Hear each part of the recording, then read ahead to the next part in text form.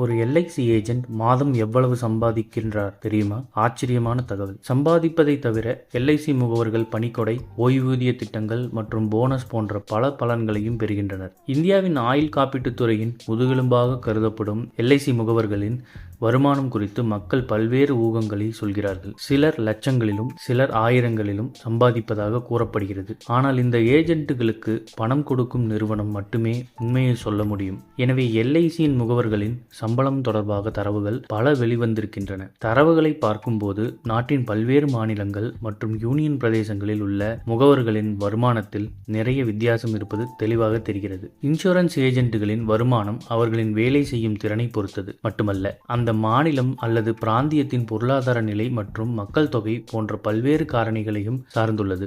இமாச்சல பிரதேசத்தில் எல்ஐசி முகவர்களின் சராசரி மாத வருமானம் மிக குறைவு. இது சுமார் ரூபாய் 10,328 ஆகும். மறுபுறம் அந்தமான் மற்றும் நிக்கோபார் தீவுகளில் முகவர்களின் சராசரி வருமானம் அதிகபட்சமாக உள்ளது. இது மாதத்திற்கு ரூபாய் 20,446 உள்ளது.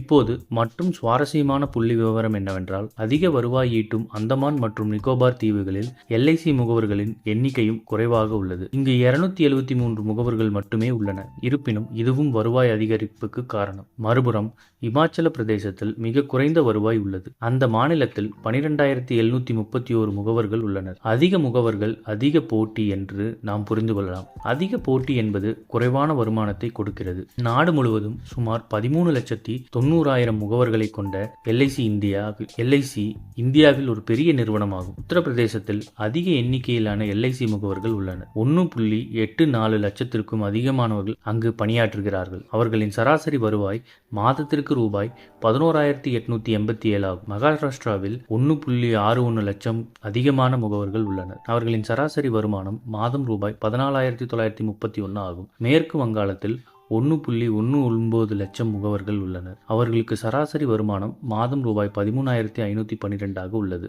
தமிழ்நாடு, கர்நாடகா, ராஜஸ்தான், மத்திய பிரதேஷ் மற்றும் டெல்லி NCR போன்ற மாநிலங்களிலும் எல்ஐசி முகவர்கள் அதிக எண்ணிக்கையில் உள்ளனர். அவர்களின் சராசரி வருவாய் இந்த உத்தரப்பிரதேசம், மேற்கு வங்கம், மகாராஷ்டிரா மாநிலங்களை விட சற்று குறைவாக உள்ளது. எல்ஐசி முகவர்கள் எவ்வளவு பாலிசிகளை விற்கிறார்களோ அவ்வளவு அதிகமாக அவர்கள் சம்பாதிக்கிறார்கள். இந்த காரணத்திற்காக அவர்கள் வாடிக்கையாளர்களுடன் நல்ல உறவுகளை உருவாக்க வேண்டும். இது தவிர எல்ஐசி அதன் முகவர்களுக்கு தொடர்ச்சியான பயிற்சிகளை அளிக்கிறது.